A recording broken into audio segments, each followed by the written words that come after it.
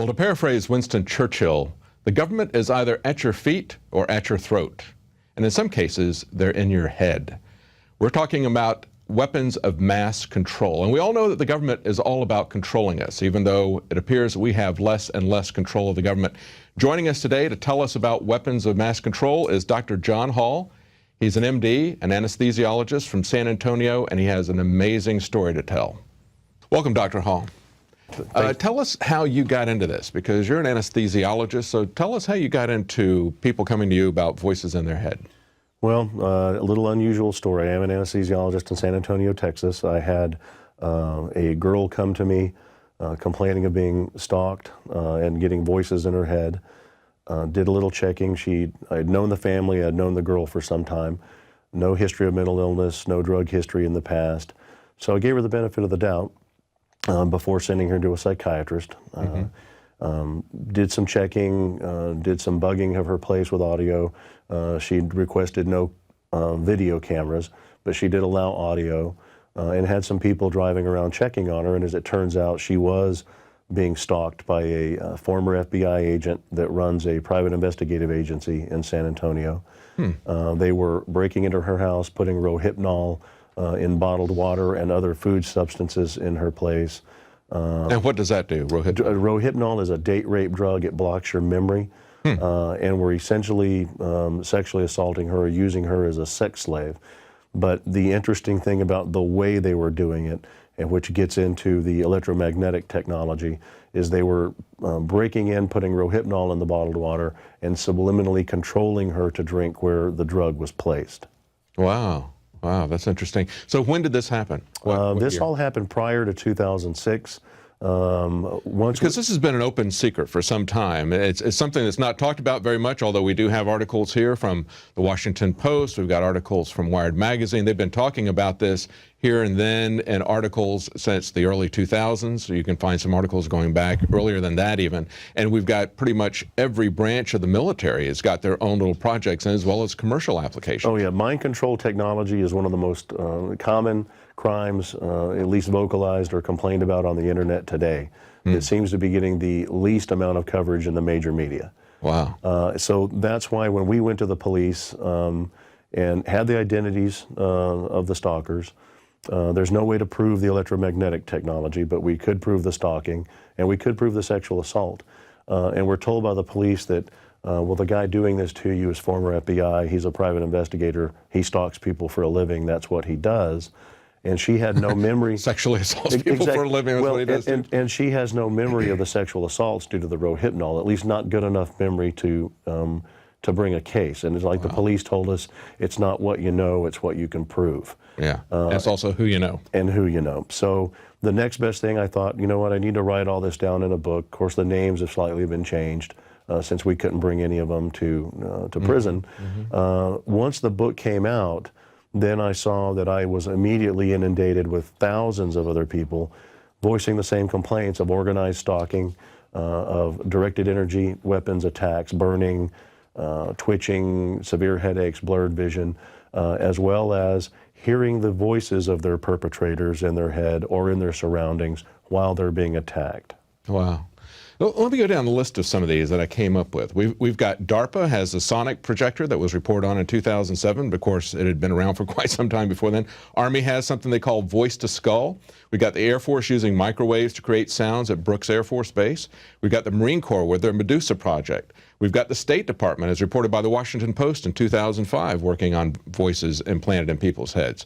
We've got a couple of companies, one that has patented something called hypersound. That's American Technologies. Has also got Holosonic Research Labs, also has a patented version. So the military-industrial complex has been all over this. When you see something this wide, this is not just one little research project from one organization. And this is something that 5, 10 years ago, it was being reported on in even mainstream press like the Washington Post, and yet nobody knows about this. Well, the people who follow the internet pretty closely, and certainly the victims of this technology, know about it. But you're right, there's been a lot of research done into how to put voices into one's head. It was found long ago that if you can put a voice into someone's head, you can do several things.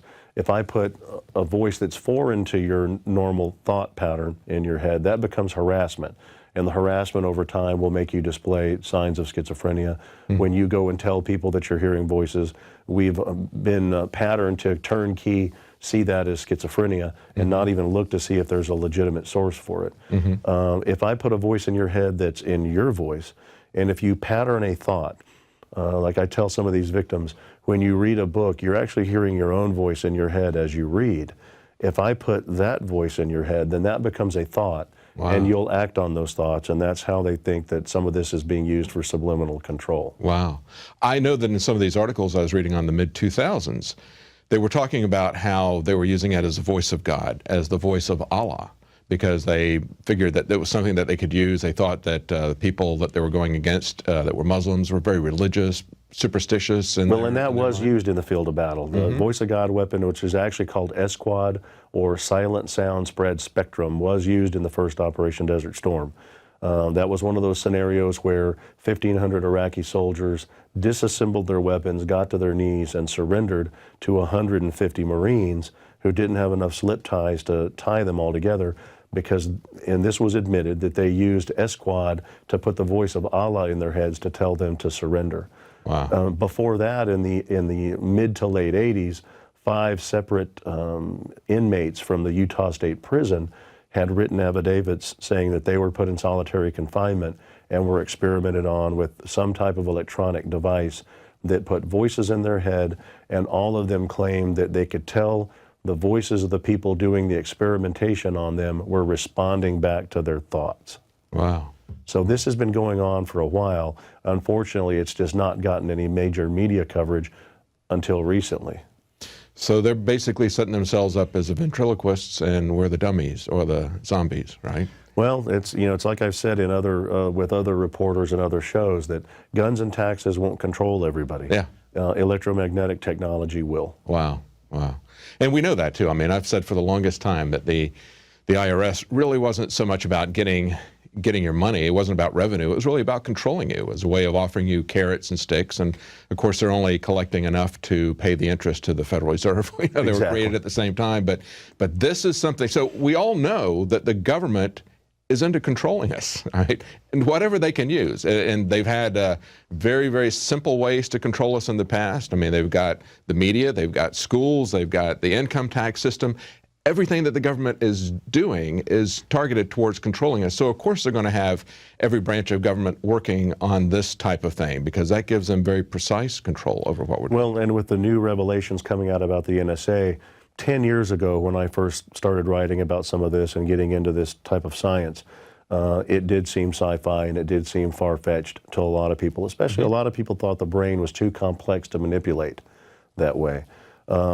Since some of Snowden's leaked records about the NSA, most of us already knew that the NSA was listening to our phone calls. And we were accused of being paranoid. Yeah, and exactly. Right. Accused so of now we're accused of being schizophrenic if we hear voices, but we know that there's some reality of that. But it's not too far of a stretch if they have computers big enough to collect all the data on our text, on our cell, and on our emails.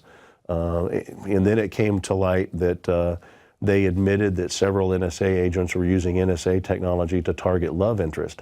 And it was happening so frequently that instead of HUMINT for humans intelligence or SIGINT for signals intelligence, that they actually have one that they refer to as LOVEINT. And these were agents that were actually targeting either girls they saw or met that wanted to watch them, or ex-spouses or current spouses with NSA technology. And it's happening frequent enough that it's called LOVEINT. Well, it's always like any technology. It can be used for good or it can be used for evil. I don't know if there's any good use for putting voices in people's heads, but certainly what this reveals is the dark side of people that are involved in this. And we've seen this in the past. We've seen people very high up in the NSA, like Michael Aquino, who was a Satanist, who founded the Temple of Set. So we know that there's some very dark, I would even say Dr. Strangelove type of characters who are involved in this. So it's really not surprising that that would happen. But we've had some revelations about connections to this, possibly with the recent Navy Yard shooting. Tell us about that. Well, stay tuned. Right after the show, we're going to have a lot more of this interview with Dr. John Hall, and he's going to explain to us the connection between electronic harassment and what Aaron Alexis wrote on his gun, My ELF Weapon. Subscribers to Prison Planet TV gain access to all this content and more, and they get it right away. Well, that's it for tonight. We'll be back tomorrow night at 7 o'clock Central, 8 p.m. Eastern.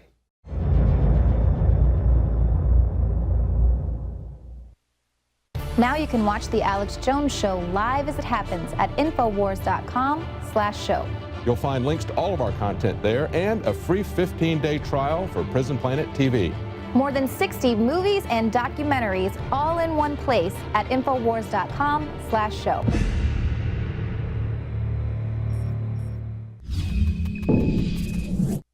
Well, welcome back. We've got the continuance of that interview with Dr. John Hall, and he's going to explain to us what was meant by my ELF weapon. And he's also going to go into a lot more detail about how people all over the country are being harassed electronically.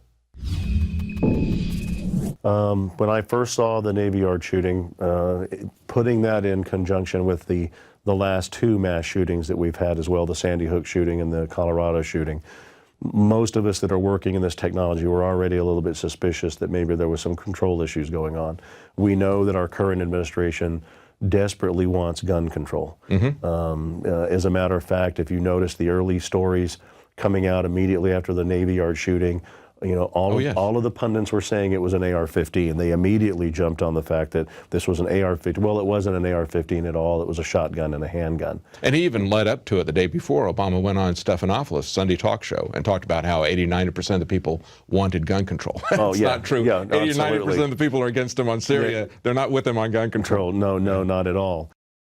So when I saw this, so, you know, putting it into the rest of the context that they need these mass shootings in order to pass their gun control agenda, I'm already a little bit suspicious. Well, then when I saw that he had complained to the police, and he tried to seek out help, he went to the police and said that he had had an altercation in the airport, that he felt like he was followed, and that there were people putting voices in his head and vibrations into the room at his hotel meant to sleep deprive him, which incidentally, most of the victims of this technology that I work with all suffer from sleep deprivation by that very same means. Then I knew we were onto something, that this guy probably was being victimized himself before he went and did the shooting. When I saw that he had etched into the side of his shotgun, "This is my ELF weapon," that pretty much told me, and this guy worked in the field. You know, He's not talking about Legolas. What's the connection with ELF? Extremely low frequency waves. And extremely low frequency waves are very easily used to manipulate the human brain. The human brain is very responsive to ELF waves. As a matter of fact, HAARP generates ELF waves by heating up the ionosphere and bouncing ELF waves back to the planet. And the ELF waves are used to communicate with submarines. So that would be one connection with the Navy Yard. Out of Michigan and Wisconsin, 56 miles of antennas there to communicate under the sea with submarines with ELF waves. They're unshieldable for the most part. They travel through the Earth. They've also noticed that during seismic events where the Earth releases an abundance of its own ELF waves, that you typically see more UFO sightings around those areas, and they think that it's an effect from the ELF waves on human beings' temporal lobes of the brain, that might be done. Michael Persinger at Laurentian did a lot of research with ELF waves, showed that you could stimulate the temporal lobes of the brain with ELF and microwave and give people a sentinel being effect where you felt like someone was in a room with you. He even was able to simulate alien abduction using that. So we know the brain is very sensitive to them. That in conjunction with putting voices in somebody's head, I don't think he went to that Navy Yard being subliminally controlled by this technology to do this. They may have been attempting to subliminally control him to shoot someplace else, but by etching that in the side of his weapon, I think he went to the area where he thought the source of the voices was coming from, as more as a protective effort or a vengeance effort, not a controlled effort. Right. So if he did some research, found out that ELF is being used to put voices in your head, and he saw that even if that wasn't what they were doing at the Navy Yard, he saw they had a big ELF thing. That's a very interesting connection. Now talk to us about how you distinguish between something that is artificially being beamed in, voices being beamed into you with this technology, versus somebody who really is schizophrenic. I'm glad you asked that, because I especially being a medical doctor, I don't want to come across as everybody hearing voices is being victimized by technology. Certainly schizophrenia exists. For one, schizophrenia is not quite as common I think, as the press has led people to believe. It's still, severe schizophrenia is still a relatively rare disorder. Most of the victims that I've worked with can pinpoint the day that they started hearing voices and the day that they noticed organized stalking, people following them around from their home to work. Most of the victims that we've had questionnaires filled out on and talked to are in their late 30s to early 40s. Typically, schizophrenics are identified from 18 years old to 28 years old, maybe a little later in females, but almost always at a young age. Typically, those people are described as never having been quite normal. You don't see it in high-functioning, educated individuals who all of a sudden turned 40 years old and acutely became schizophrenic overnight. Also, if you talk to schizophrenics about what they're hearing, typically it's God or angels or deities or garbled voices like you hear in a subway.